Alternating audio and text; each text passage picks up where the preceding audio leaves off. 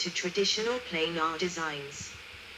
The company claims that the design achieved the best electrostatics of any 3D compound semiconductor or transistor. 113. At the 2015 International Solid-State Circuits Conference, Intel mentioned the use of 3D compounds based on such an architecture for their 7nm node. 114. 115. In 2011, researchers at the University of Texas at Austin developed InGaAs tunneling field effect transistors capable of higher operating currents than previous designs. The first VFET designs were demonstrated in 2009 by a joint team from Cornell University and Pennsylvania State University. 116. 117. In 2012, a team in MIT's Microsystems Technology Laboratories developed a 22-nm transistor based on InGaAs, which, at the time, was the smallest non-silicon transistor ever built. The team used techniques currently used in silicon device fabrication and aims for better electrical performance and a reduction to 10nm scale. 118.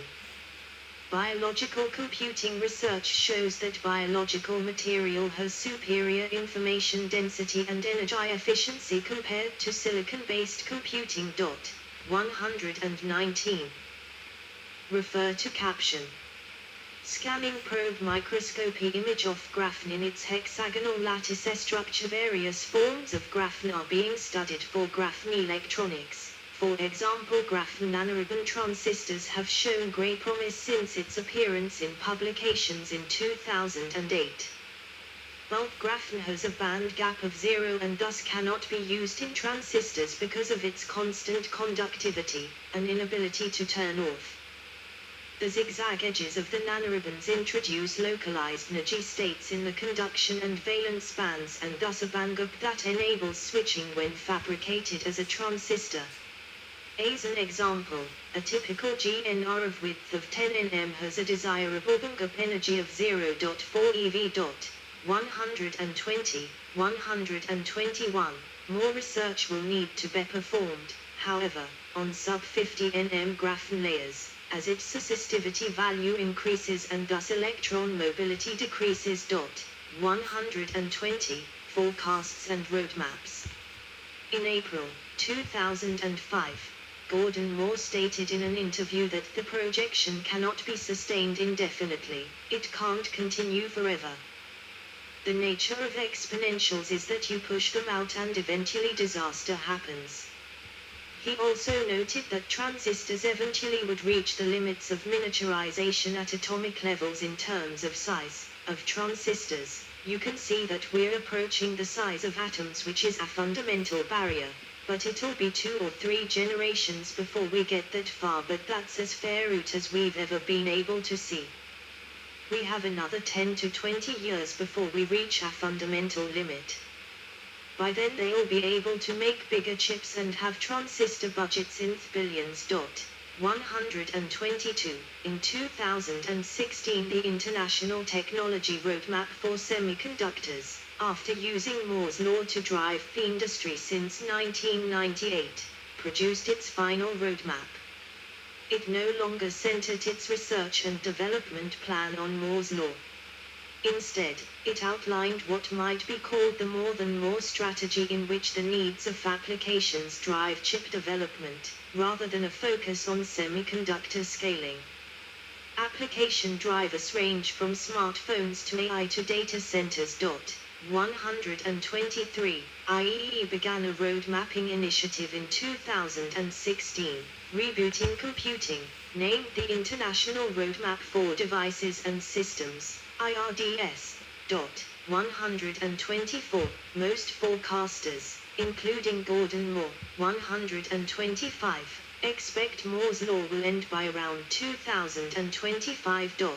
126. 123, 127. Although Moore's law will reach a physical limitation, some forecasters are optimistic about the continuation of technological progress in a variety of other areas, including new chip architectures, quantum computing, and AI and machine learning. 128, 129.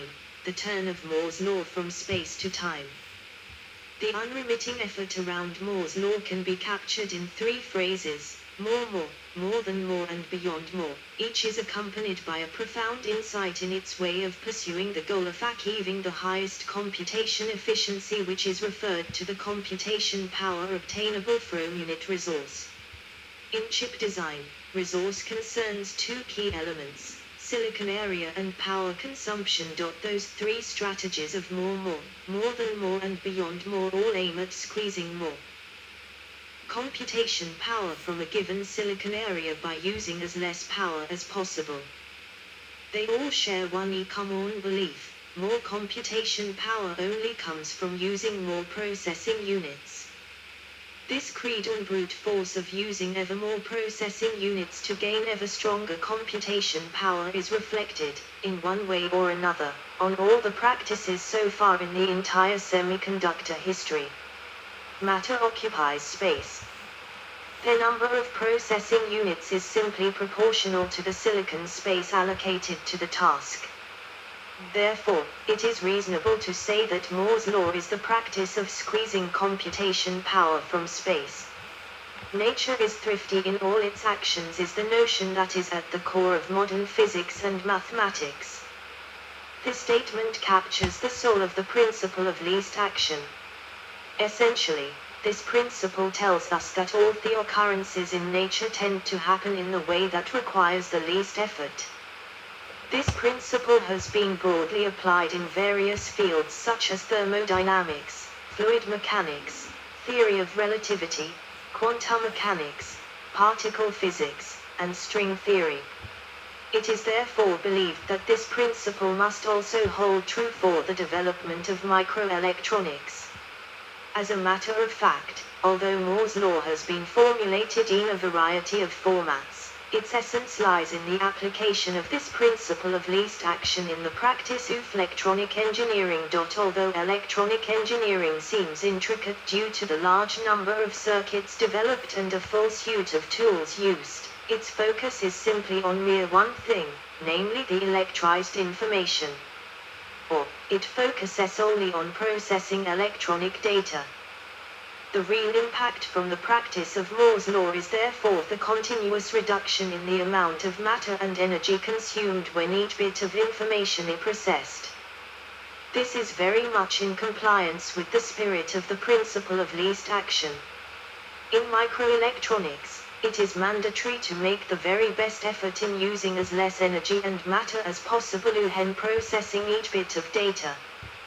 To achieve this goal of least action in electronic world, as the potential from space dries up, we definitely need to pay more attention to time, or use time better, when practicing this art.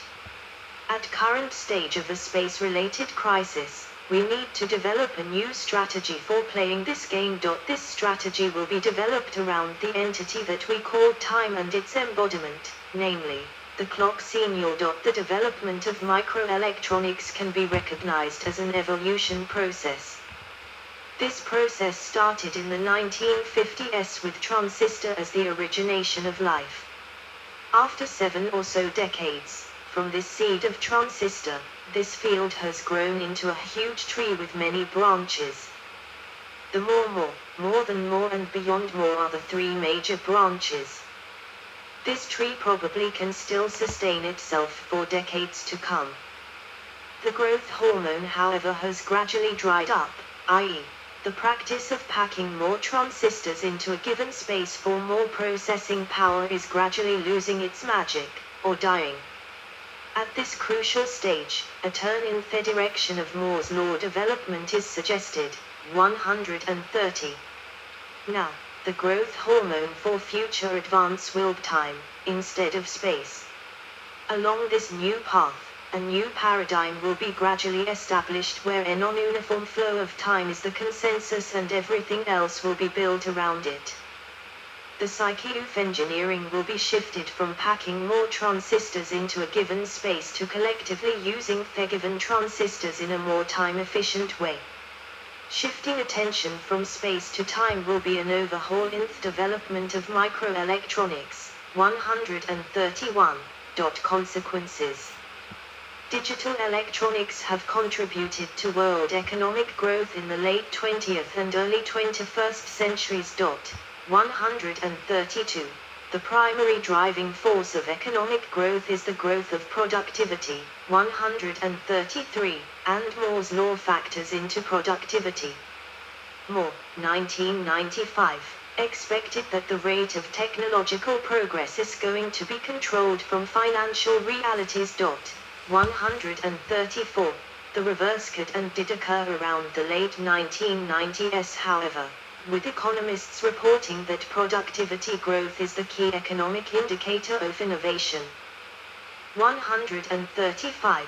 Moore's law describes a driving force of technological and social change, productivity and economic growth.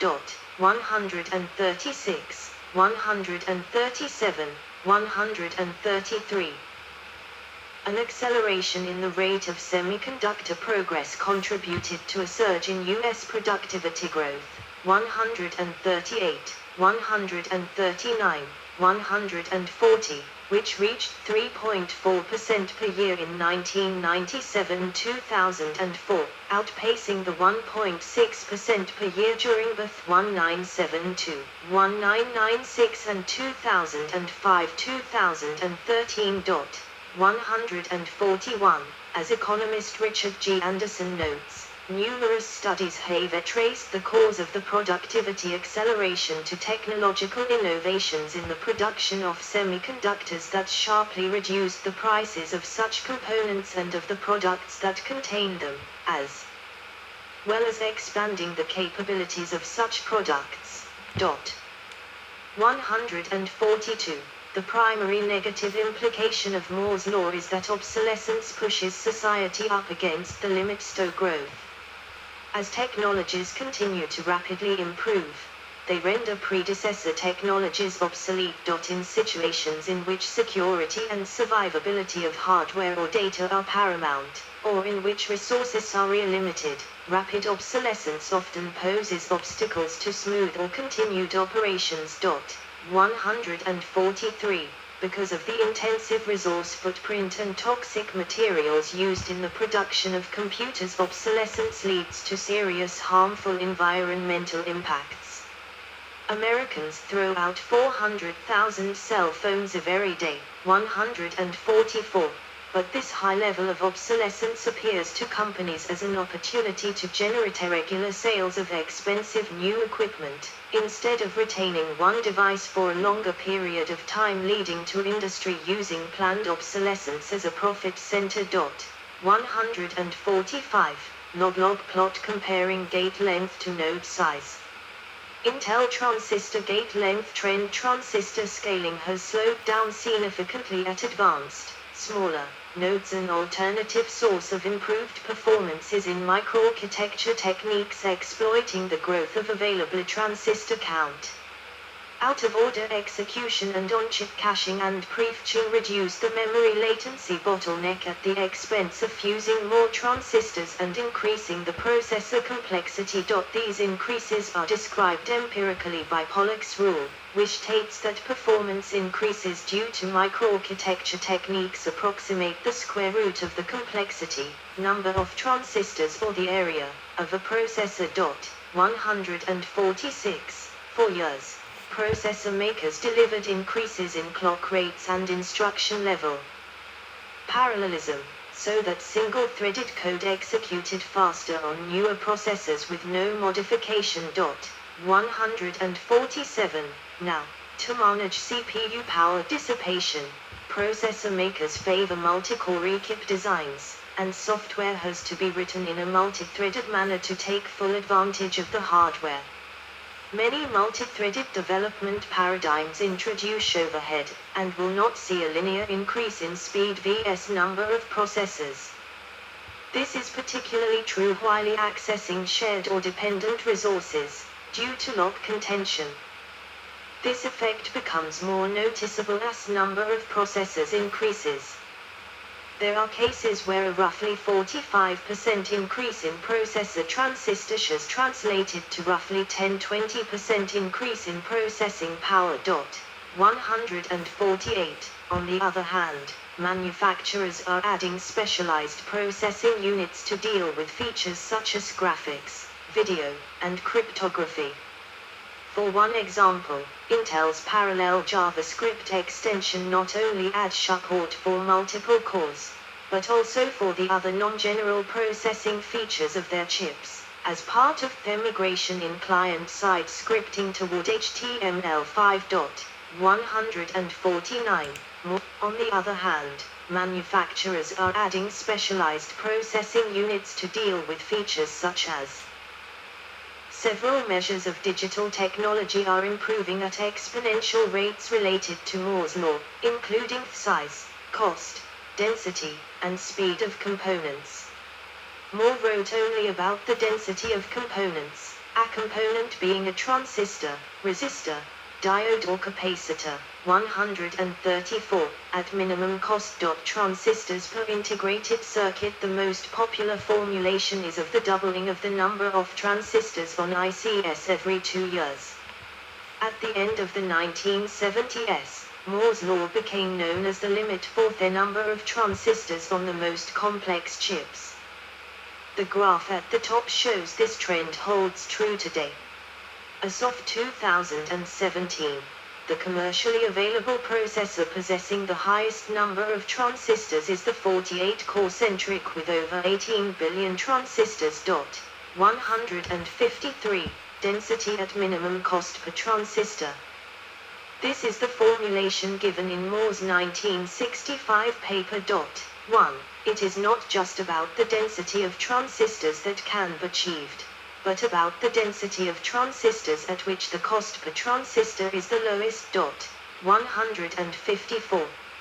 As more transistors are put on a chip, the cost to make each transistor decreases, but the chance that the chip will not work due to a defect increases.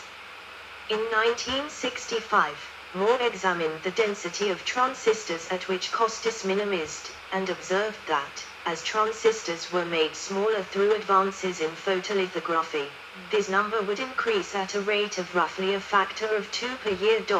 1. Dennard scaling. This posits that power usage would decrease in proportion to area, both voltage and current being proportional to length of transistors. Combined with Moore's law, performance per watt would grow at roughly the same rate as transistor density, doubling every 1-2 years.